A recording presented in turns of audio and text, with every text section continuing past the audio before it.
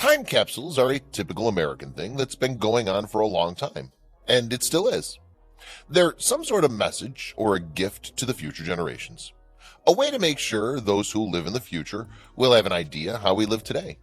In 1957, when celebrating the 50th anniversary of Oklahoma, the city of Tulsa residents and authorities wanted to honor the occasion and do something that would mark the century milestone celebration, as well as living a time capsule for 2007 generation.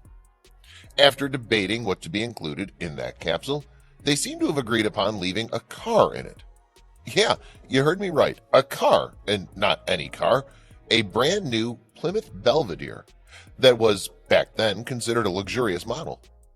The residents sealed the car in an underground vault in front of the town hall building.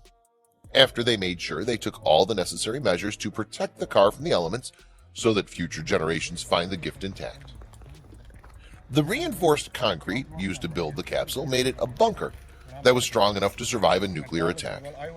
They even made sure the fuel tank was full and 5 liters of oil were poured into the engine, and a fresh layer of wax was applied to the entire body to protect the paint. Other memorabilia and local products believed to mark the era were included in the capsule as well. Objects such as the car's keys, cigarettes, medicine, and beer were left in the car. The crypt also included a metal container that contained 10 liters of engine oil and 20 liters of gasoline in case technology in 2007 was so developed and such supplies were obsolete.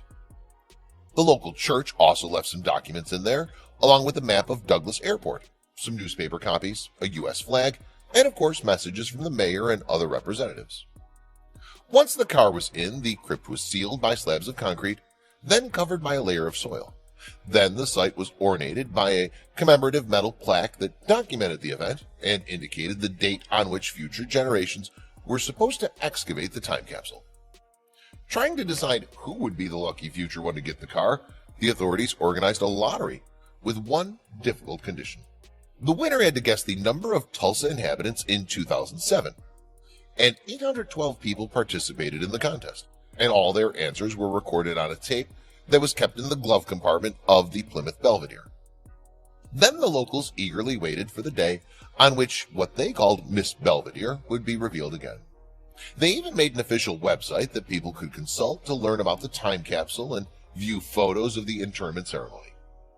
Time flew by, and 2007 came with the 100th birthday of Oklahoma, and with it the excavation of Miss Belvedere, and all the messages that were sent from the past. After 18 months of preparations, the locals, as well as tourists and journalists, gathered excitedly eager to witness the long-awaited event and see the luxurious car seeking the sunlight after 50 years spent in the darkness, buried underground. Amongst the crowd, there were even some spectators who witnessed the day the car was sealed in its capsule and wondered who would be lucky enough to win the car, as its value multiplied several times over the years. The ceremony started by removing the first layer of ground, followed by lifting the concrete slabs one at a time. Yet, to the dismay of everyone, the car was submerged in water, as rainwater had made its way into the crypt over the years, despite all the measures taken by the engineers 50 years ago. The car was more of a submarine than a car, and they needed to pump the water out before lifting it using a crane, and all hope of getting Plymouth Belvedere in good condition were gone. Upon moving the car into the conference center, where it was supposed to be revealed, it was apparent to all the attendees that the car was covered in a thick layer of mud and dust, both on the outside and on the inside. Rust covered the body and the engine, while the interior elements were completely soaked and rotten. To put it in simple terms, the Belvedere was as good as the mud covering it. Further inspection revealed that the car keys and the tape were nowhere to be found. The only things that survived were the things sealed within the welded container, and luckily a written record of the contest participants was saved in it. The lottery winner announcement went on as planned, yet the lucky winner was Raymond Anderson, who passed away in 1979. So the prize went to his 100-year-old sister. Raymond guessed that the residence number by 2007 would be 384,743, whereas the actual number was 382,457. So his answer was closest. This wasn't the end of the story, as local car enthusiasts bought the car from the winner and decided to restore it. The job was done by a local company specialized in rust removal products, and the car started shaking off the damage done by half a century of catastrophic storage. When Miss Belvedere was exhibited in Illinois Museum of History in 2015, it looked new as it shone under the light and drew the attention of all the amazed attendees, just as it was always meant to be. This is not the only documented case of a car that was buried underground, as what two kids found in the 1970s in their yard amazed everyone. It all happened when a family bought a new house just outside of Los Angeles. And to the family's dismay, their two sons loved digging the ground and leaving holes all around the courtyard. The parents strongly disapproved of this behavior and scolded them regularly, yet to no avail. One day, as the kids were playing in the backyard, they did what they loved the most and started digging a hole. As the kids were digging deeper in the ground, they hit something solid. So, excited by their discovery, the kids started digging around it, trying to excavate it. Yet it was bigger than they thought. Persuading their parents that what they found must be precious, unearthing what was under the soil became a family endeavor. Under all the layers of ground and grass laid a Ferrari that shocked everyone. Yet the parents called the police, thinking that it might be related to a crime. Law enforcement authorities got involved in the excavation process, and to the surprise of everyone, it was a brand new 1974 Ferrari Dino 246 GTS. As the police were investigating the car and how it got there, the news went viral, and the kids became overnight celebrities. Investigations revealed that the car was buried in what was originally a swimming pool, yet they could not identify who buried a supercar there.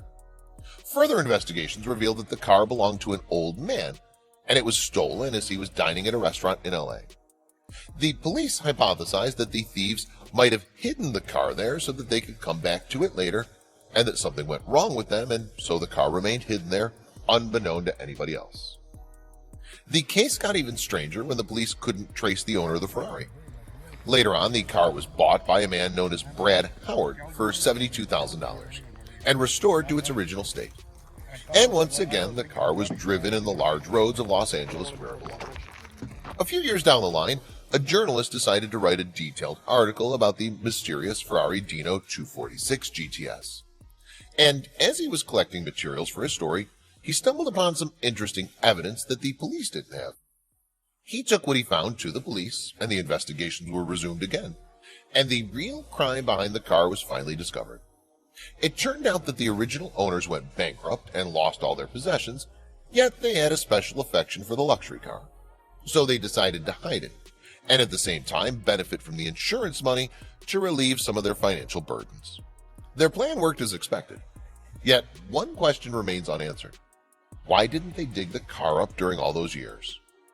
The good news is that there are cars and many other valuable objects buried under the ground or in forgotten places that no one cares to go to. All that's needed is someone lucky enough to find them.